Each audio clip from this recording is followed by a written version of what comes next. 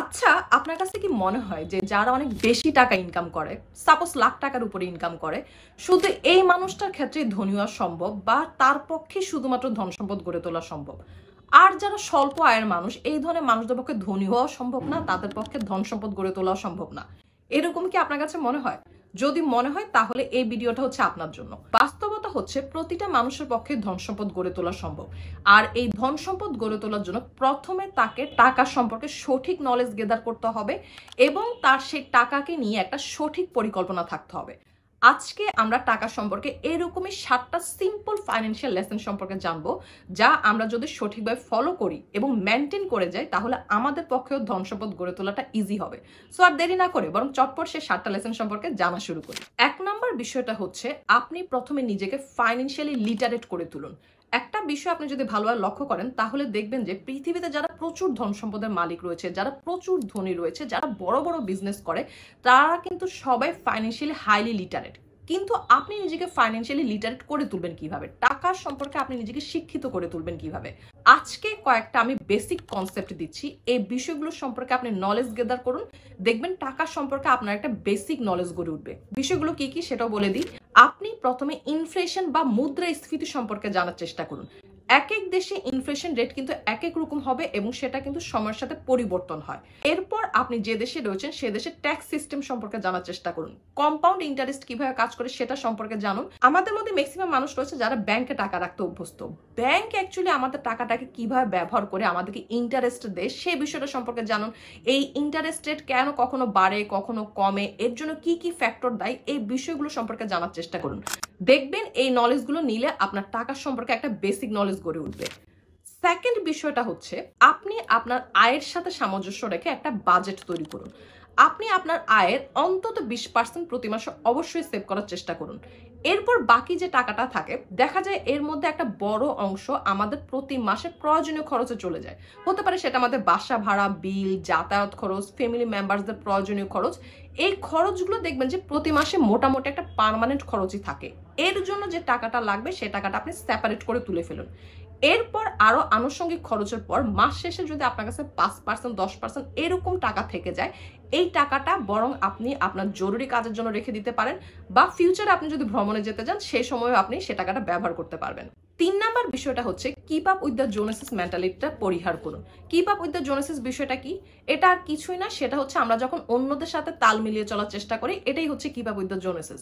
দেখা যায় আমরা হয়তো অন্যদের সামাজিক অবস্থান, তাদের আর্থিক অবস্থা বা তাদের জীবনযাত্রার মানটা তখন অনুসরণ করার চেষ্টা করি। এর কারণে কি হয় জানেন? দেখা যায় যে এর মাধ্যমে আমাদের অপ্রয়োজনীয় খরচটা বেড়ে যায়। সাপোজ হয়তো আমরা অন্যদের দেখা দেখি কোনো একটা জিনিস কিনতেছি, যে জিনিসটা হয়তো আমাদের দরকারই নেই, কিন্তু শুধুমাত্র অন্যদের সাথে তাল মিলিয়ে চলার জন্য আমরা সেই জিনিসটা কিনতেছি।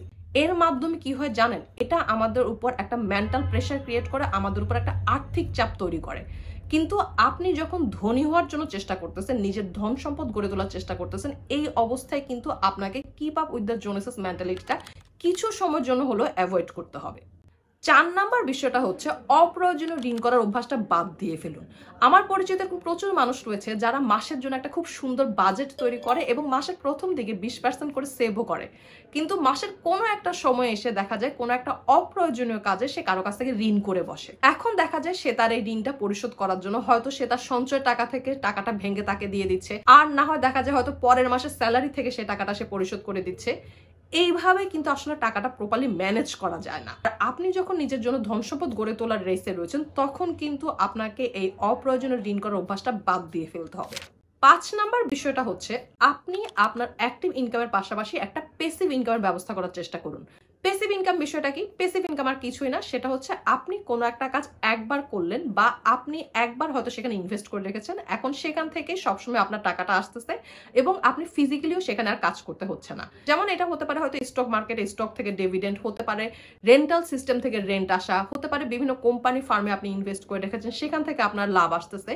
এই বিষয়গুলো থেকেও কিন্তু আপনার ভালো একটা প্যাসিভ ইনকাম আসতে পারে। তবে এখানে একটা বিষয় আমি গুরুত্ব দিয়ে বলবো, সেটা হচ্ছে আপনি যখনই যেখানে ইনভেস্ট করতে যাচ্ছেন একটা বিষয় ভালোভাবে খেয়াল রাখবেন যে আপনি যদি তাদের বিজনেস মডেল না বুঝেন, তাদের কোম্পানিগত বিষয়গুলো নিয়ে আপনার ডাউট থাকে, তাদের সম্পর্কে ইনফরমেশন না থাকে, আমি বলবো সেখানে আপনি কখনোই ইনভেস্ট করতে যাবেন না। সিম্পল কথায় বলতে গেলে আপনি যাদের বিজনেস মডেল বুঝেন, যাদের সম্পর্কে আপনার সঠিক ইনফরমেশন রয়েছে, যাদেরকে আপনি ট্রাস্ট করেন, এমন জায়গায় শুধুমাত্র আপনি ইনভেস্ট করতে যাবেন। 6 নাম্বার বিষয়টা টাকা নিয়ে আসলে কিছুটা সাইকোলজিক্যাল। সেটা হচ্ছে আপনি কি ফাইন্যান্সিয়ালি নিজেকে দ্রুত সাকসেসফুল দেখতে চাইছেন, নাকি টাকা নিয়ে আপনি দুশ্চিন্তা খুবই কম করতে চাইছেন? কারণ ফাইন্যান্সিয়ালি যদি দ্রুত সাকসেসফুল নিজেকে দেখতে চান, তাহলে আপনাকে হয়তো অ্যাক্টিভ ইনকাম রিলেটেড বা আপনার career related, passive income, invest এই রিলেটেড বিষয়গুলোতে হাই রিস্ক নিতে হবে। কারণ যখনই আপনি হাই রিস্ক নেবেন, তখনই কিন্তু আপনার ভালো কোনো কিছু গেইন করার পসিবিলিটিটা বেড়ে যাবে। আর আপনি যদি টাকা নিয়ে খুব একটা দুশ্চিন্তায় না থাকতে চান, তখন কিন্তু আপনার রিস্ক নেওয়ার মাত্রাটা অনেকটা কম থাকতে হবে। কিন্তু এখানে কোনটা আপনার প্রায়োরিটি, কোনটা আপনার জন্য বেস্ট হবে, এই ডিসিশনটা একমাত্র আপনি নিজেই নিতে হবে। 7 নাম্বার বিষয়টা হচ্ছে আপনি যে একটা বাজেট তৈরি করেছেন, সেই বাজেটের মধ্যে প্রতি মাসে আপনার খরচটা রয়েছে কিনা, আপনি ঠিকভাবে সঞ্চয় করতে পারছেন কিনা, বিনিয়োগ করতে পেরেছেন কিনা, এটা কিন্তু মাস শেষে আপনাকে অবশ্যই মনিটর করতে হবে। প্রতি মাস শেষে যদি আপনি সেটা মনিটর করতে না পারেন, তাহলে অন্তত 3 মাস পর পর হলেও আপনি সেই মনিটরিংটা করুন। কারণ আপনাকে এনশিওর হতে হবে যে আপনি টাকাটা প্রপারলি ম্যানেজ করতে পেরেছেন। 2025 সালে আপনি যতগুলো রেজলিউশন নিচ্ছেন নিজের জন্য, সাথে আমি বলবো যে আপনি এবার ফাইন্যান্সিয়ালি ওয়েল এস্টাবলিশ হবেন এবং নিজের ধন সম্পদ গড়ার দিকে মনোযোগ দিবেন, এই রেজলিউশনটাও নিয়ে ফেলুন। আর এই রেজলিউশনটা ফিল আপ করার জন্য আপনাকে অবশ্যই টাকা রিলেটেড এই 7টা বেসিক ফাইন্যান্সিয়াল লেসন ফলো করতে হবে। এই 7টা ফাইন্যান্সিয়াল বেসিক লেসন ফলো করুন এবং প্রপারলি মেনটেন করুন। দেখবেন বছর শেষে আপনি নিজেই বুঝতে পারছেন যে টাকা রিলেটেড বিষয়ে আপনার মধ্যে একটা আমূল পরিবর্তন এসে গিয়েছে। বোঝা গেল? আজ এই পর্যন্ত। Thanks for watching.